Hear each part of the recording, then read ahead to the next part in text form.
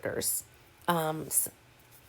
selegiline, phenelzine, and tranylcypromine, are all going to be inhibitors of MAOA and B. Some of them are going to, of these are going to be a little bit better inhibitors of A or a little bit better inhibitors of B, but they're all going to have some effect at both. So what we're going to say is that at the dosages that we use for depression, we're just going to consider that these are going to raise all three. And we ask ourselves here, if we, just as a question we're talking about in class, if these guys, these phenelzine and tranylcypromine, are MAOA selective, I'm sorry, we are not going to do that right now because I have a fever. So I'm going to not answer that question at the moment, and we will go and I will put together a key sheet.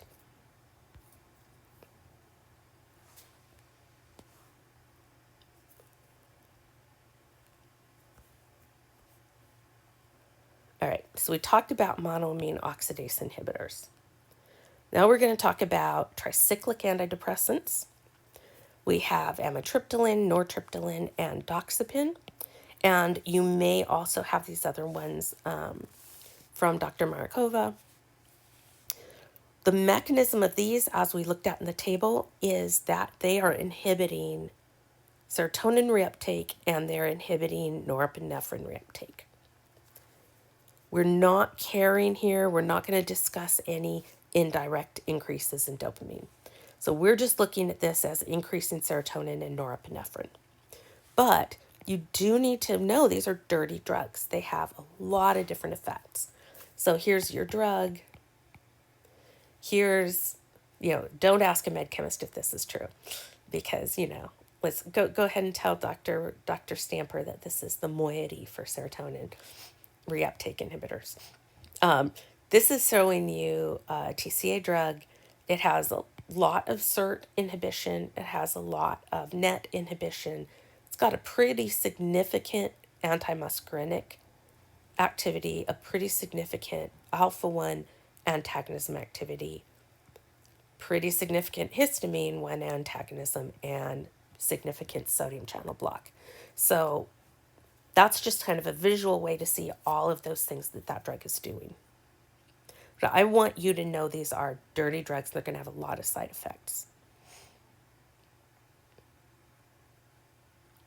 The SNRIs were the ones that only blocked serotonin reuptake in transporters and norepinephrine reuptake transporters. We had venlafaxine, desvenlafaxine, and duloxetine. And you may end up needing to know levomilnastran. Got it. For your clinical lecture. Again, this is all they do. They're increasing serotonin and norepinephrine. Got a little bit of indirect dopamine increase, but we're still just really focused on these for the mechanism of action. One of the interesting things about desvenlafaxine and venlafaxine is that desvenlafaxine is the enantiomer. So when you get a bottle of pills that are venlafaxine, that's a racemic. So you've got two versions of venlafaxine, and one of them is not active and the other one is. And so you're already starting with half of it being in the active form and half of it being inactive, and then you need to metabolize the inactive part into active. That sounds very, very confusing the way I said that. So if you get venlafaxine, this is a racemic.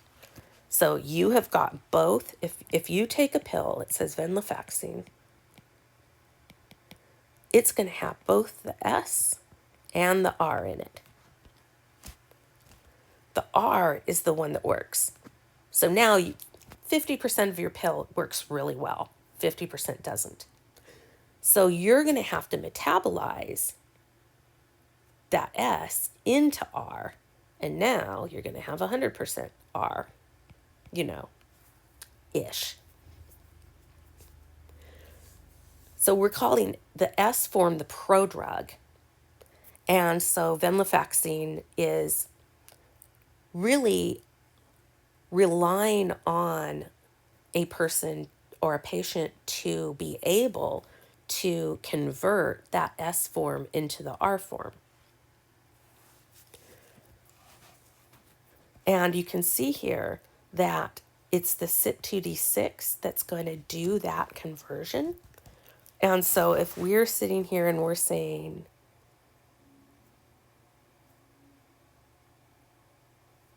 the S venlafaxine, we need to make the R des venlafaxine, which is this. So this one was here. We need to make this one. The only way to make it is to use this, our own CYP2D6. So if you are a poor metabolizer and your CYP2D6 does not work very well, then you are not going to make much of the R des venlafaxine because you're going to back up and you're going to stay with the S. However, if you're a really great CYP2D6 metabolizer, then you're going to get lots of transfer over metabolized, and you're going to end up with a lot of R des venlafaxine. So that's going to happen very well. So what's interesting is the pharmacological effects and the clinical effects of these two drugs basically the same, because regardless of how you got that drug, prodrug or already as des venlafaxine, you're still ending up with the same active chemical. So you really are going to have some pretty similar effects between them. When I have here, you don't need to think about this. That means I should probably take it off. So don't worry about this. This was just saying that the venlafaxine itself had better serotonin increase, and the des venlafaxine had it a little bit more equally. So by turning it into des venlafaxine, you helped increase norepinephrine levels more. I'm not going to ask you for that detail on it. But what you need to know is the venlafaxine is the racemic. It's got both versions, the one that's already active, the one that is the prodrug. You need a good CYP2D6 to change the prodrug into the active drug. Once you've got it active, you're going to have good serotonin and norepinephrine reuptake inhibition, and you're going to get increased levels of both. Oh my gosh. This is what COVID is. Ugh. So SSRIs are going to be the selective serotonin reuptake inhibitors, and these are the ones you probably see everywhere. They're very, very common. And, our whole goal is to have a drug that only does one thing and blocks serotonin reuptake. And that doesn't happen. I mean, we have it looking here like it's this clean, amazing drug. Everything has side effects. So they're all going to have different amounts of side effect, of inhibition or antagonism at different receptors. They're just more selective. So we've got fluoxetine, paroxetine, sertraline, citalopram, escitalopram, and fluvoxamine. And when you look at the escitalopram versus citalopram, that looks a lot like venlafaxine and des venlafaxine. So the citalopram is the racemic, both an active and a not active. Whereas escitalopram, they've just grabbed and bottled the active. So you'd be seeing doses smaller than you would with the citalopram because all you've got is the active in the escitalopram. That's all we need to say about the mechanism of SSRIs. And when we talk about all these different, you're going to be looking clinically at how each of these have this, how you choose a different one SSRI over a different SSRI, and that some of them have more sexual dysfunction, some of them have weight gain, some of them have this, some of them have that. But when I ask you, what is the mechanism of action that all of these share? The mechanism of action is you block reuptake and you increase serotonin levels.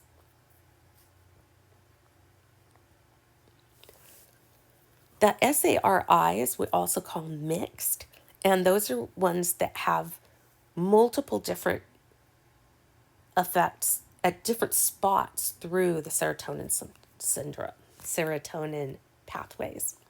So they're a serotonin receptor antagonist at some specific receptors, not at every serotonin receptor, and they inhibit reuptake. So we've got trazodone and vilazodone and vortioxetine. It's a SERT, and it antagonizes 5-HT presynaptic receptors. So you increase serotonin release. So you've got this. You had some 5-HT receptors here. Those receptors were keeping you from releasing serotonin. So if you block those receptors, now you allow the serotonin release and you get more serotonin. And then the very same drug also blocks the transporter, and that serotonin cannot get taken back up. So you've done two things. You've increased the amount released and you've decreased the amount being taken back up. So that's pretty cool because that hits it twice.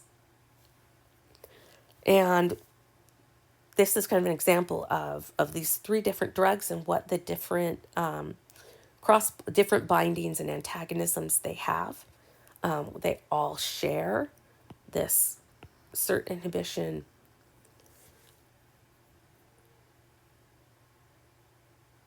And they all share some amount of serotonin receptor activity. But I want you to be able to look at these drugs and tell me which one is going to have the most sedation. And just by looking at this and saying, I know what antihistamines are. I know what histamines do. I should be able to look at this and say, oh, if this drug is an antagonist at histamine receptors, this is going to cause sedation. If this drug is an antagonist at alpha-adrenergic receptors, you might get some orthostatic hypotension.